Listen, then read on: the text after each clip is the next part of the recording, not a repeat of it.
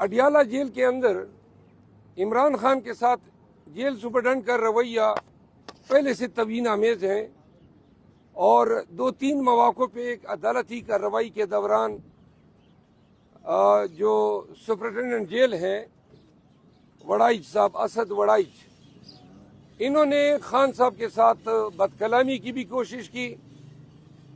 خان صاحب کی طرف ان کا رویہ جارحانہ بھی رہا ہے، اور ایک موقع پر یہ واقعات میڈیا کے سامنے ہوئے جب میڈیا بھی موجود تھی. آج چیئرمین پی ٹی آئی اور general secretary general Omar Ayub Khan اور دیگر قیادت کو ماں سوائے چند وکلا کے کسی کو ملنے نہیں دیا. مزے کی بات یہ ہے کہ یہ تمام لوگ اسلام آباد ہائی کورٹ کے محترم جج میاں حسن گل اورنگزیب صاحب نے متعدد ریٹ پٹیشن میں یہ احکامات جاری کیے تھے، اور عدالت نے ہدایات دی تھی کہ ان کی ملاقات جو ہے وہ کرائی جائے. بہرحال عمر ایوب خان بولے ہوں گے آپ کے سامنے، اور یہی رویہ سب کے ساتھ اپنایا گیا. ہم اس رویے کی شدید الفاظ میں مذمت کرتے ہیں. میں خود اپنے تئیں سپرنٹینڈنٹ جیل کے خلاف توہین عدالت کی درخواست آج تیار کر کے کل جمع کروں گا، تاکہ ہائی کورٹ کو ہم بتا سکیں کہ یہ شخص عدالت کے احکامات کو جو ہے مسلسل روند رہا ہے. اور آج جو ملاقات نہیں کرائی ہے اس میں 5 ڈفرنٹ ریٹ پٹیشن میں آرڈر جاری ہوئے تھے. آپ کے توسط سے پاکستانیوں کو آگاہ کرنا چاہتے ہیں کہ الیکشن کمیشن میں اب یہ اندیشے مزید مستحکم ہو گئے ہیں کہ یہ موجودہ الیکشن کمیشن پاکستان تحریک انصاف کو ریزرو سیٹ سے محروم کرنے جا رہی ہے، اور ہمیں یہ مصدقہ اطلاعات ہیں کہ ہم نے جو لسٹیں دی ہیں ان لسٹوں کے حوالے سے کوئی بھی تکنیکی ایشوز اٹھا کر پی ٹی آئی کی لسٹوں کو رد کیا جائے گا، تاکہ ہماری عددی پوزیشن جو ہے وہ نیشنل اسمبلی میں خراب ہو جائے.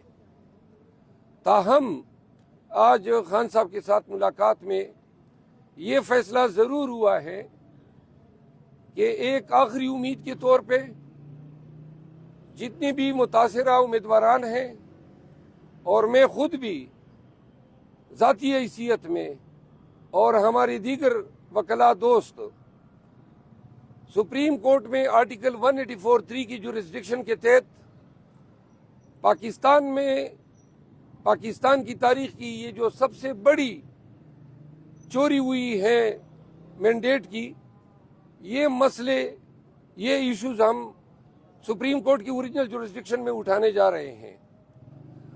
قوم بھی دیکھیں اور قوم کو استدعا ہے کہ ان پروسیڈنگ کو بڑا ہی میٹیکولسلی واچ کرے اور دیکھیں کہ کیا وہاں پہ ارگو ہوتا ہے اور کیا ٹریٹمنٹ ہمیں دی جاتی ہے.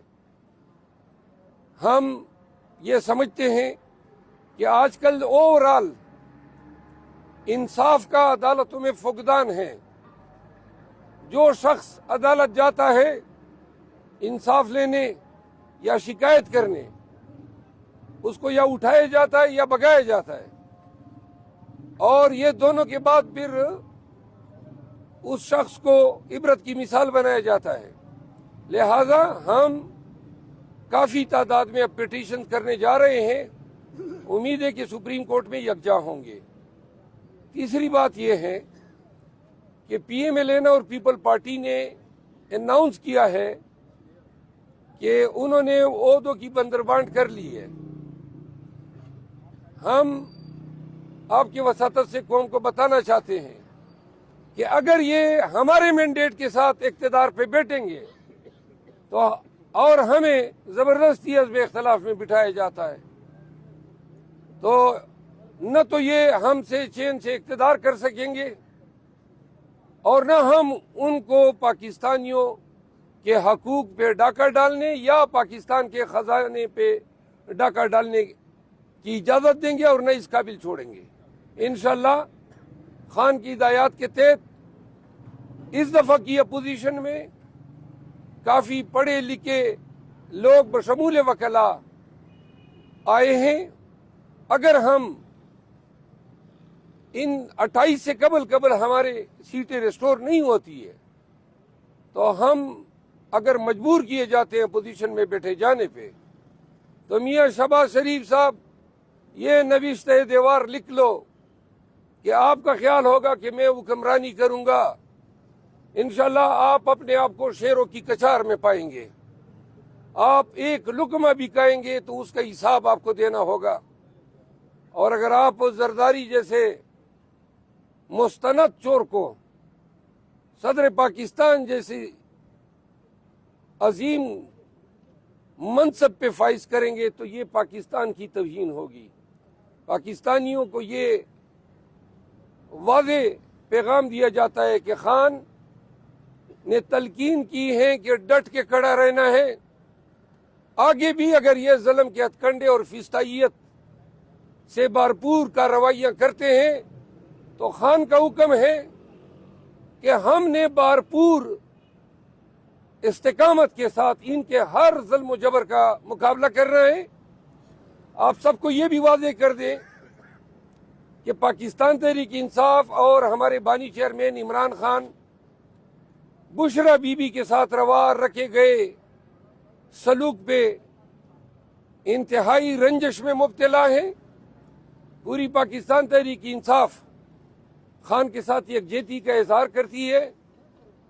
یہی سپرنٹینڈنٹ جیل اسد وڑائچ نے اپنے ایک اسسٹنٹ سپرنٹینڈنٹ کے ذریعے بنی گالہ کو منی جیل میں تبدیل کیا ہوا ہے اور وہاں اپنے ہی گھر میں بشرا بی بی کے ساتھ انتہائی ظالمانہ برتاؤ رکھا گیا ہے. علیمہ آپا کی ملاقات ہوئی، آج بیرسٹر گور کی ملاقات ہوئی، جو ان کی زبان سے بشرا بی بی کی شکایات آئی ہے اس سے واضح ہے کہ ان کی خوراک، ان کی صحت دیگرگوں ہیں، ان کو انتہائی ناقص غذا دی جا رہی ہے. ان کو اپنے گھر میں ایک کمرے سے باہر نکلنے کی اجازت نہیں ہے. جو میٹرسز ہیں ان کو تبدیل کرنے کی اجازت نہیں ہے. اور جو پرسنل کی ڈیوٹی لگائی گئی ہے وہ بار بار پہ ٹوکنا اور توہین کرنا، گویا ان کو ہدایت کی گئی وہ کہ آپ نے ان کا جینا دوبر کرنا ہے. سوری. تو آپ کے توسط سے پورے پاکستان کو بتایا جا رہا ہے کہ بانی چیئرمین کو ذہنی پریشانی سے آگاہ کرنے کے لیے، ان کو رنجش میں مبتلا کرنے کے لیے ان کی اہلیہ کے ساتھ انتہا ناروا رویہ اسد وڑائچ نامی سپرنٹینڈنٹ جیل نے روا رکھا ہوا ہے. ہمیں یہ ہدایت ہوئی ہے کہ خان کی اور بشرا بی بی کی 2 ہفتوں سے ملاقات نہیں ہوئی ہے، تو ہم اس سلسلے میں بھی اسلام آباد ہائی کورٹ سے رجوع کر رہے ہیں. ہم 184(3) کی پٹیشن سمیت کل ہی سپریم کورٹ سے رجوع کر رہے ہیں تاکہ اسمبلی کا اجلاس ہونے سے قبل سپریم کورٹ پاکستان کی سیاسی، جمہوری، آئینی اور قانونی تاریخ کے سب سے بڑے مقدمے کا فیصلہ 28 فروری سے قبل کر لے. انہی گزارشات کے ساتھ میں میرے دوست احباب پاکستان تحریک انصاف کے جو وکلاء ہیں آپ کے سامنے کوئی اگر سوال ہیں تو ہم نے ایک بڑا متنازع فیصلہ دیا ہے، اس پر سارے جو علماء ہیں، مذہبی جماعتیں سٹینڈ لے رہی ہیں، آپ کا اس پر کیا سٹینڈ ہے؟ قادیانیوں کے حوالے سے وہ فیصلہ میں نے پڑھا نہیں ہے، لیکن میں نے مولانا صاحب کا بیان سنا ہے. علماء جو ہیں وہ انبیاء کے ورثاء شمار ہوتے ہیں. اگر ہمارے جید علماء کرام جو ہیں انہوں نے قاضی فائز عیسیٰ کی اس فیصلے کو مسترد کیا ہے، جہاں تک میں نے سنا ہے، میں چونکہ وکیل ہوں فیصلہ دیکھنے کے بعد میں کوئی کمنٹ کر سکتا ہوں، لیکن جو سنائی بات ہے وہ یہ ہے کہ انہوں نے قادیانیوں کو اپنے مذہب کی ترویج یا تبلیغ کرنے کی اجازت دی ہے. ایسا کوئی مینڈیٹ سپریم کورٹ کے پاس نہیں ہے، نہ سپریم کورٹ ایسے فیصلے کر سکتی ہیں جو آئین سے متصادم ہو. اور اس ضمن میں پاکستان تحریک انصاف واضح طور پہ علماء کے ساتھ ہوگی اور ان تمام قوتوں کے ساتھ ہم ڈٹ کے کھڑے ہوں گے جو خاتم النبیین کی شان میں کوئی بھی ہرزہ سرائی کرے یا کوئی اپنی بے دینی پہ لانے کی کوشش کرے. اچھا، آپ نے کہا کہ عمران خان صاحب نے ہمیں کہا کہ اگر ہمیں سیٹیں ریسٹور نہیں ہوتی ہماری تو ہم نے اپوزیشن میں بیٹھنا ہے، تو کیا آپ کو وہ دے دیا گیا ہے کہ آپ جو اپوزیشن کریں؟ اور نہیں، ابھی تو ہم یہ توقع کر رہے ہیں کہ سپریم کورٹ میں جو کل ہم پٹیشن دائر کر رہے ہیں ان کی سماعت 28 سے قبل ہو جائے گی. مروت صاحب، آپ کے مختلف لیڈرز ہیں، کوئی 140 سیٹیں کہتا ہے، کوئی 180 سیٹیں کہتا ہے، تو آپ لوگوں کو آپس میں تعداد کیوں نہیں ملتی سیٹوں کی، اور اصل سیٹیں کتنی ہیں جو آپ سے چھینی وہ کوئی کون ہے؟ آپ کا بھی 140 کی باتیں ہوتی ہیں، بیرسٹر گوہر صاحب نے 140 سیٹوں کا، آپ 180 کہتے ہیں، اصل میں کتنا مینڈیٹ چھینا گیا ہے آپ کا؟ یہ آپ کی اپنی ہی بات ہوگی جو آپ نے ابھی اختراع کر لی. ہم نے تو 180 سیٹوں کی بات کی ہے، 140 کس نے کہا ہے؟ Thank you so much.